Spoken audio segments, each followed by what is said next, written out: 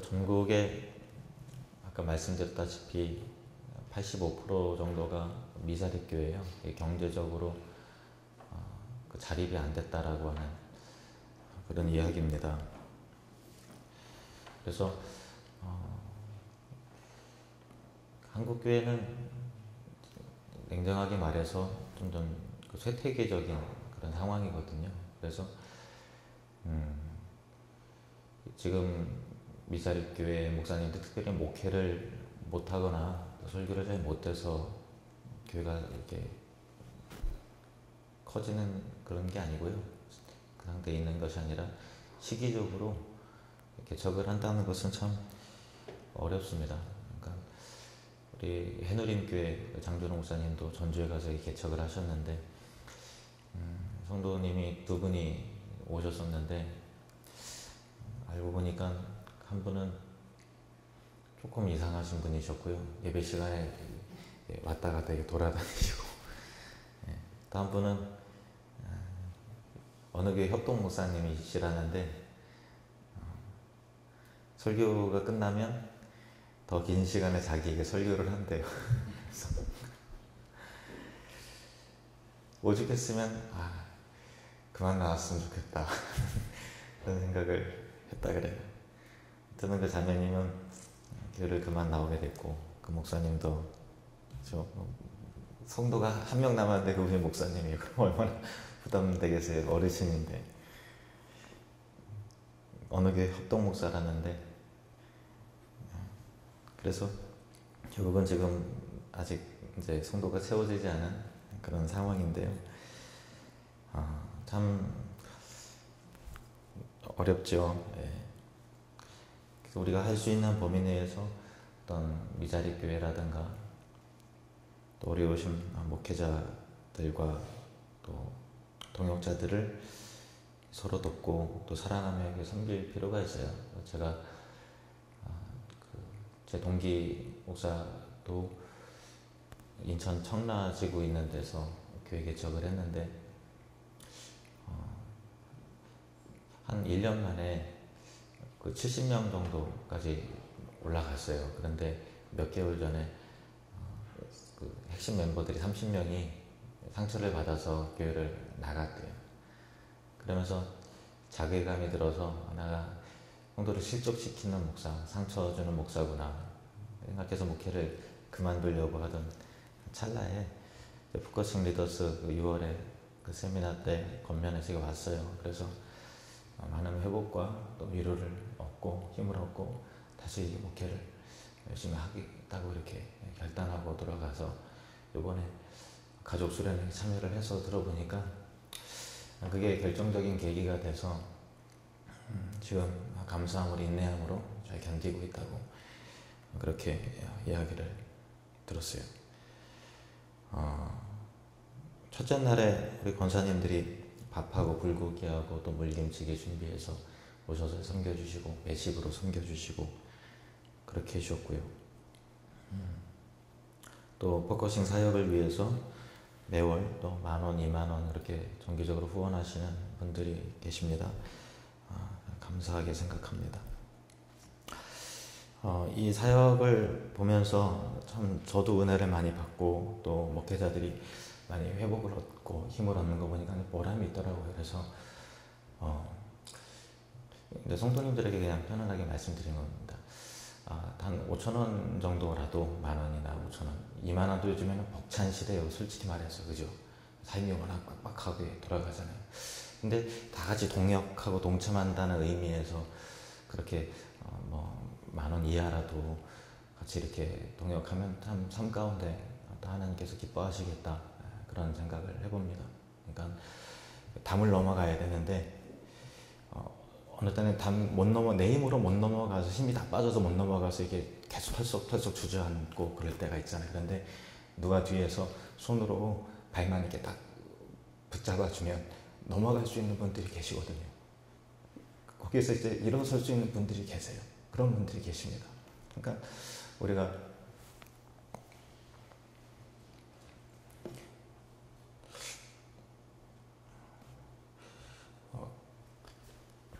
그런 것 가운데 우리가 우리도 이제 인생이 다 요즘에 다 어렵고 힘들잖아요. 그러다 보니까 더 개인주의로 가는 것 같아요. 왜냐면은 우리 교회만으로도 우리도 벅찬데 라는 생각이 다 있잖아요. 우리 인생의 삶 가운데 다 우리도 지금 힘든데 그런 것 가운데서 경기가 침체되고 어려움을 겪다 보니까 악순환 가운데서 더 차가워지고 냉랭해지고 하는 그런 사회가 더 되는 것 같고 그런 것 같습니다.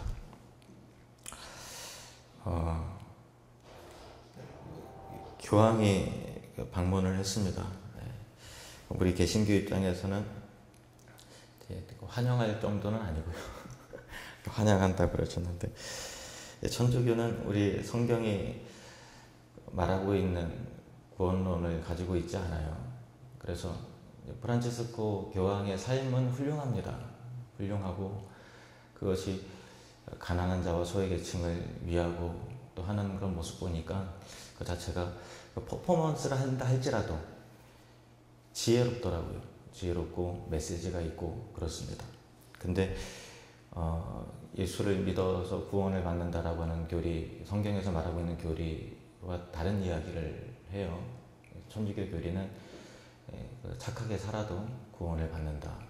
굳이 예수님 믿지 않아도 자기 예수님 믿지 않아도 양심껏 착하게 살면 구원받을 수 있다. 근데 그게 함정이에요. 왜냐면은 자기 양심껏 구원에 이를 정도로 착하게 살 수 있는 사람 자체가 없어요.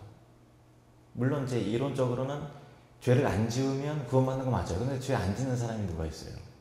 그러니까 예수가 필요한 거죠. 그래서 복음이 필요한 것입니다. 근데 세상은 굉장히 큰 환호를 보내고 있잖아요. 그러니까 말씀드렸던 바와 같이 프란치스코 교황이 약자와 소외계층에 대한 큰 관심과 위로를 보내고 또 있고 또 어쨌든 간에 그것이 퍼포먼스이든 아니든 간에 주는 메시지가 이 시대에 필요한 메시지를 전해주고 있고 그렇기 때문에 굉장한 큰 존중과 또 많은 사람들의 환호와 그런 것들을 이제 받고 있어요. 어쨌든 이 일들을 계기로 해서 카톨릭은 더 힘을 받게 될 것이고요. 우리 개신교는 더 위축이 될 겁니다. 앞으로 그렇게 될 겁니다. 그렇게 될 가능성이 있다는 얘기죠. 교황에 대해서 언론이라든가 사람들의 인식이 굉장히 우호적이죠. 그리고 존경의 수준이 굉장히 높습니다. 호감도가 높아요. 그래서 가톨릭은 전도하는 가톨릭 신자 본 적 있으세요? 저는 못 봤어요. 가톨릭 노방전도 하던가요? 뭐 이제 전도 캠페인 뭐 하던가요? 안 해요. 안 하는데도 전도가 됐죠. 늘어나죠. 개신교는 열심히 전도하잖아요. 그래도 줄어들고 있어요. 그 이유가 있을 거 아니겠어요? 그게 이유가 뭘까요? 1985년도에는 우리 개신교가 카톨릭보다 25%가 더 많았어요. 1985년도에. 그때 최고 정점을 한국교회는 양적인 걸 말한 겁니다. 딱 찍고 그 다음부터 내려가기 시작했어요. 우리 교회가 89년도에 개척이 됐잖아요. 그때 어떻게 보면 끝물을 탄 거예요.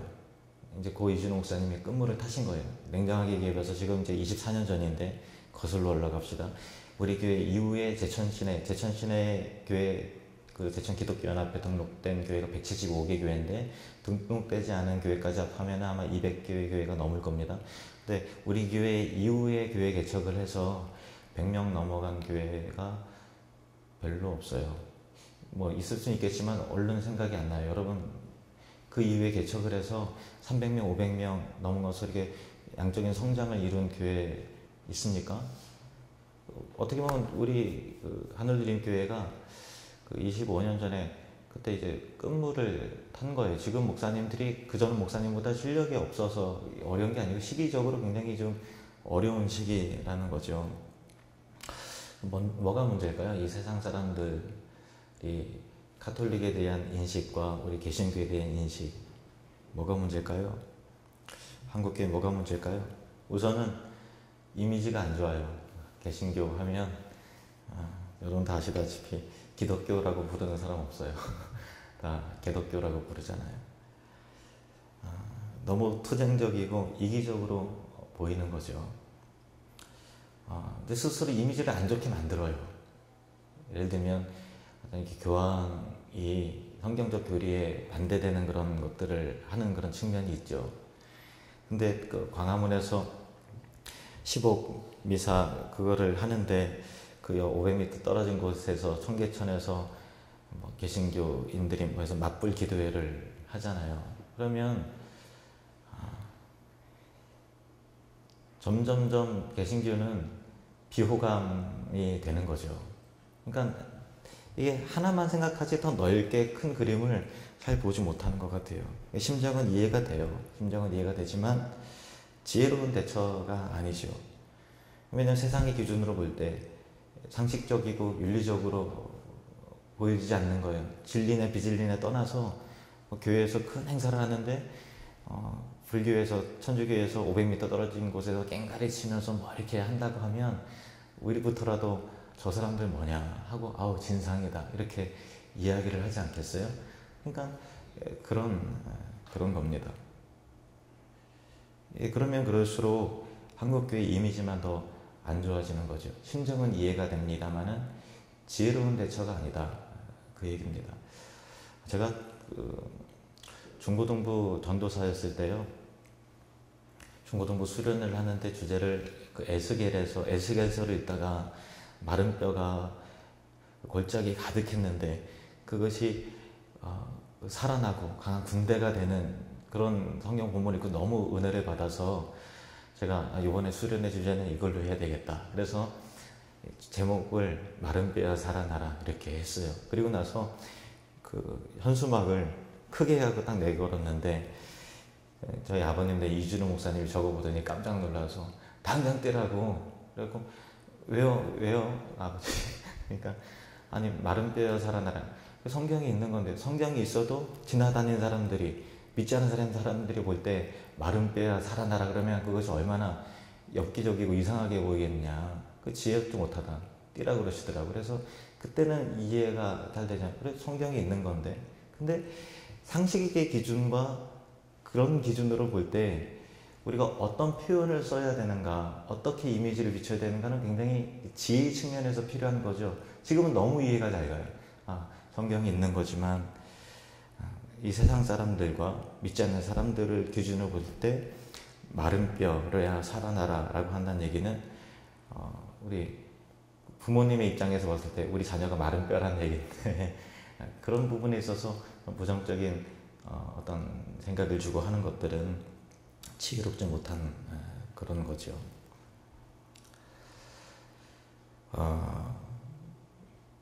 교회들마다 전도를 열심히 하는데요. 너무 경쟁적인 전도는 세상 사람들이 보기에 굉장히 좀 코믹하게 보일 수 있죠.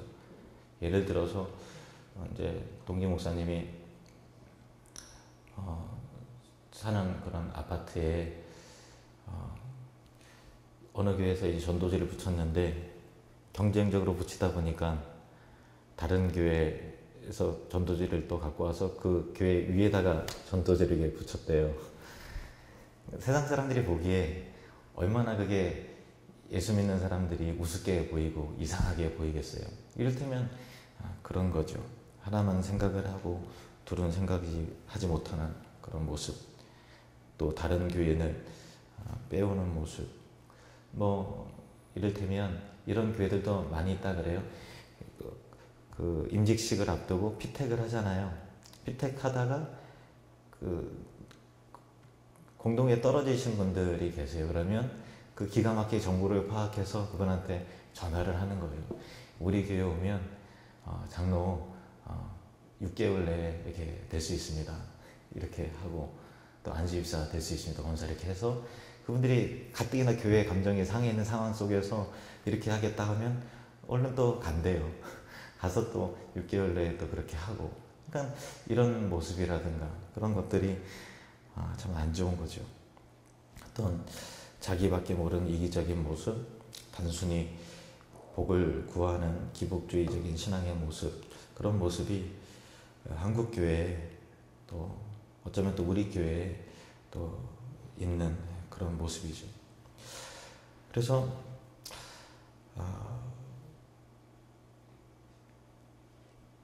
어떤 개교회가만 부흥하고 성장한다고 다 되는 문제가 아니라 한국 교회가 침체가 되고 있기 때문에 결국은 그 교회도 부흥하지 못하는 거죠. 결국은 한 교회가 성장한다 할지라도 한국 교회의 이미지를 같이 살리고 같이 협력하지 않는 이상 한국 교회는 미래가 없다고 볼 수 있다는 거예요. 냉정하게 얘기를 해서. 한국 교회가 참 미성숙하지요. 그런데 그럼에도 불구하고 그 교회를 포기하면 안 되는 거죠. 왜냐하면 교회는 그리스도의 몸이기 때문에 그래요. 교회가 약하고 부족하고 우리가 생각하기에 미성숙한 모습이 있다 할지라도 여전히 한국 교회가 이 땅의 소망이고 교회가 살아야 이 땅에 사는 거예요. 그것이 성경의 진리이기 때문에 그렇습니다. 오늘 6절 말씀을 한번 보십시오. 오늘 말씀의 6절 같이 읽겠습니다. 시작. 예루살렘을 위하여 평안을 구하라. 예루살렘을 사랑하는 자는 형통하리로다. 예루살렘이라고 하는 것은 문자적 의미에서는 그 예루살렘을 또 말하는 것이겠지만 또 영적인 의미, 구속사적인 의미에서 보면 교회를 말하는 것입니다. 그러니까 교회를 위하여 평안을 구하는 거예요. 평안이라는 것은 여러분 잘 아는 단어예요. 샬롬이라고 하는 단어인데 평화. 교회의 평안을 구하라. 샬롬을 구하라. 예루살렘을 사랑하는 자는, 교회를 사랑하는 자는 형통하리로다. 교회는 삶과 연결이 되어 있죠. 그래서 교회의 평안, 그 샬롬이 만약에 없다면 여러분이 교회의 성도잖아요. 근데 교회에 샬롬이 없다면 여러분의 삶도 샬롬이 없어져요. 그렇지 않으신가요? 교회가 행복하지 않은데 여러분의 삶이 행복해질 수 있나요? 그렇지 않아요. 여러분 자체가 교회이기 때문에 그런 거예요. 교회에 샬롬이 있을 때 성도들의 삶 속에서도 샬롬이 임하는 거예요. 그래서 교회를 위해서 샬롬을 구하고 평안을 구하라.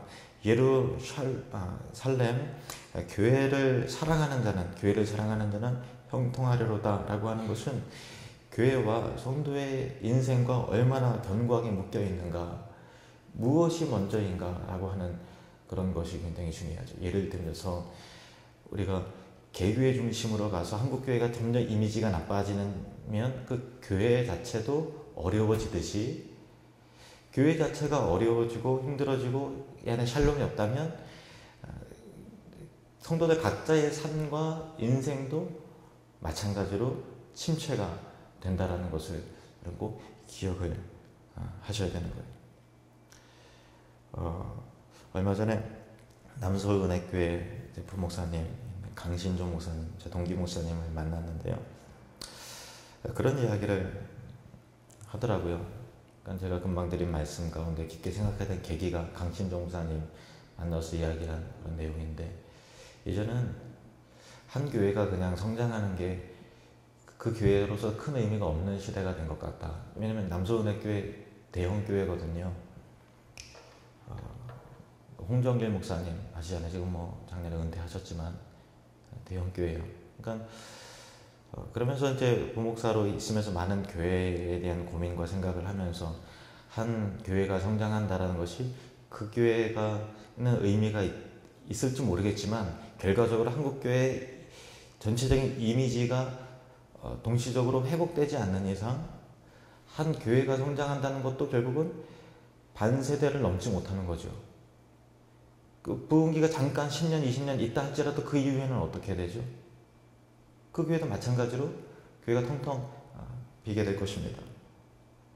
그러니까 우리가 그 개교회 중심의 모습을 뛰어넘어야 되는 거죠. 8절 말씀 한번 보실까요? 8절 말씀 같이 읽겠습니다. 시작. 내가 내 형제와 친구를 위하여 이제 말하리니 내 가운데 평안이 있을지어다. 우리가 이런 자세가 필요한 거죠. 그러니까 나의 평안을 위해서, 내 인생의 샬롬을 위해서 살았다면 이제는 그것을 뛰어넘어서 내 형제와 친구를 위해서 샬롬을 구하는, 평안을 구하는, 축복하는 그런 사랑의 사람으로서의 어떤 전환, 그것이 이 성도들의 삶 가운데 일어나야 되고 교회들 안에 일어나야 되는 것이죠. 저도 목회적으로 참 고민이 많아요. 반성도 많이 되고. 왜냐하면 너무 내 스스로도 좀 굉장히 이기적인 모습이 있지 않았을까. 우리 교회도 굉장히 이기적이지 않을까. 그런 생각 해봅니다. 우리 하늘드림 교회가 있음을 통해서 이 지역 사람들에게 어떤 긍정적인 어떤 사랑의 실천과 이 지역에 하늘드림 교회 있어야 돼라고 하는 어떤 긍정적인 반응을 얻고 있는가라고 질문해보면 그렇지 못한 것 같거든요. 그러면 뭔가 잘못되고 있는 거 아닌가라는 그런 생각을 해보게 됩니다. 요한복음 13장 35절 말씀 보실까요? 요한복음 13장 35절 말씀 같이 읽겠습니다. 시작. 너희가 서로 사랑하면 이로써 모든 사람이 너희가 내 제자인 줄 알리라. 그러니까 세상 사람들이 모든 사람들이 저 사람 정말 예수 믿는 사람이야 라고 하는 것은 어떤 다른 게 아니고 서로 사랑하면서 사는 모습을 보면서 저 사람은 정말 리얼 크리스천이야. 정말 제대로 예수 믿는 사람이고 저 사람 참 진짜 천국 갈 것 같아 라고 하는 그런 모습으로 세상 사람들이 보게 되는 거죠. 잘 보세요. 카톨릭에 대해 굉장히 호감도가 세상 사람들은 높죠. 우리 기독교는 호감도가 점점 비호감으로 가고 있죠. 그렇잖아요. 세상 사람들이 그렇게 생각하고 있고 말하고 있잖아요. 뭐가 문제일까요? 다시요. 뭐가 문제일까요? 이 근거 구절을 통해서 요한복음 13장 35절에 너희가 서로 사랑하면 이로써 모든 사람이 너희가 내 제자인 줄 알리라 할 때 모든 사람들이 우리가 점점 비호감이 되는 이유가 뭐라고 생각하세요? 예수님께서 하신 말씀을 근거로 보면 서로 사랑하는 모습이 보여지지 않는 그런 거죠. 전도도 잘하고 기도도 열심히 하지만 왠지 투쟁적이고 경쟁적인 것 같아요. 그렇지 않나요? 박수치고 손뼉 치면서 찬양도 열심히 부르고 기도도 열심히 해요. 전도도 열심히 해요. 띠를 두르고. 그런데 열심히 전도를 하지만 그 안에 사랑이 안 느껴지는 거죠. 이를테면 제가 교황 온 거에 대해서 기사를 보니까 어떤 댓글에 이런 게 달리더라고요. 광화문으로 가려고 100만 명이 운집을 하고 막 그렇게 하잖아요.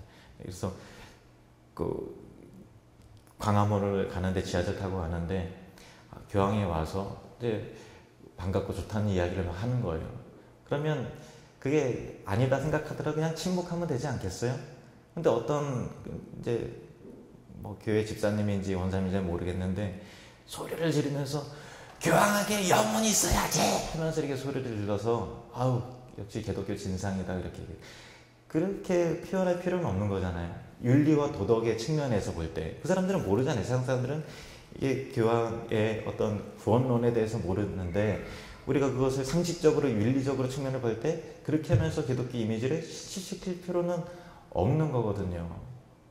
그러니까 세상 사람들이 보는 것은 사랑이 있느냐 없느냐, 사랑이 있느냐 없느냐 그거를 보는 거죠. 카톨릭은 사랑이 있어 보여요.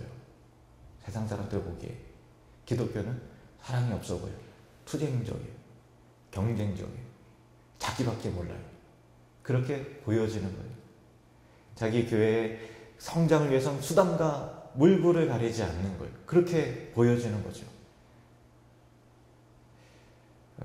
우리들의 모습인 것입니다.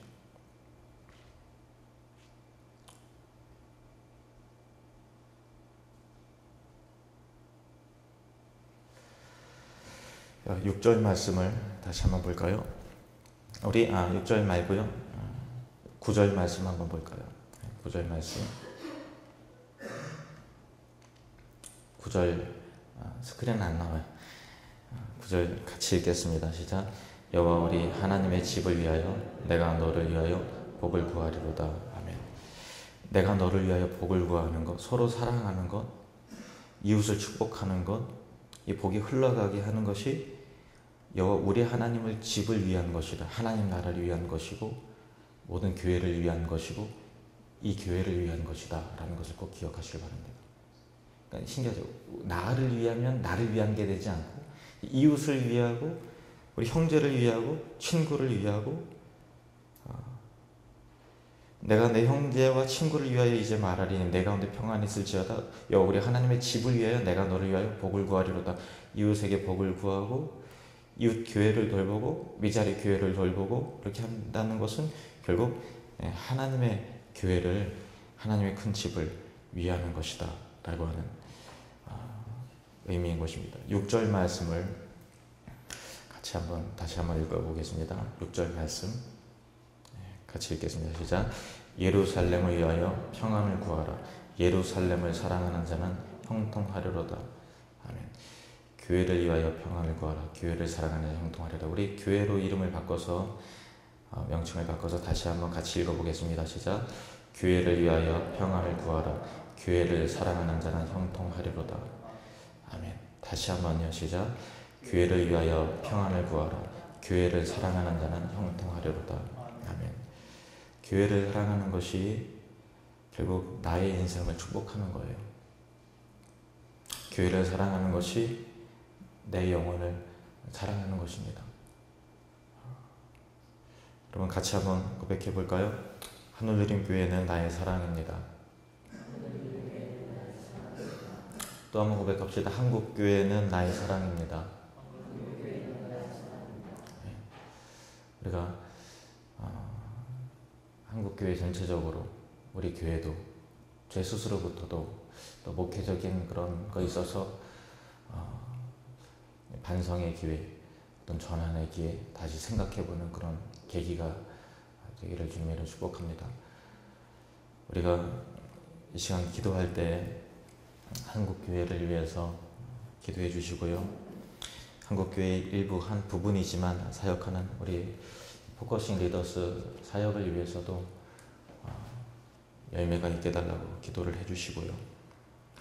또 장준호 목사님 해누림 교회 위해서도 성도 2분이 있었는데 그 2분마저도 이제 나갔어요. 아무도 없어요. 사람을 보내주시고 사람을 세워갈 수 있도록 기도해 주시고요.